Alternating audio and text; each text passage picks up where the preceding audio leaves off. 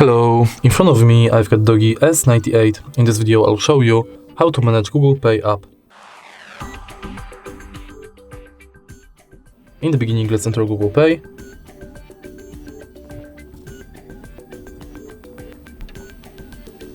Tap Get Started. And as you can see from the homepage of Google Pay, you can add payment method and different types of cards. If you go to menu, you've got access to all of your payment methods, full list of participating banks,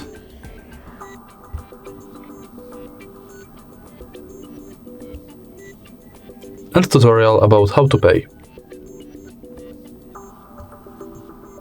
In Activity, you can check your activity. Then we've got Settings, where you can enable or disable email updates, Gmail imports, personalization within Google Pay, purchase notifications, updates about your passes, offers and tips, and you can edit your account info. Then we've got Contactless Setup, where you can set payment method, check if NFC is on, if Google Pay is set as your default, if you've got a lock screen set, and if your phone meets security requirements. Next we've got Help and Support, send feedback, and in the end access to our Google account. And that's it. If you find this video helpful, please leave like, comment and subscribe.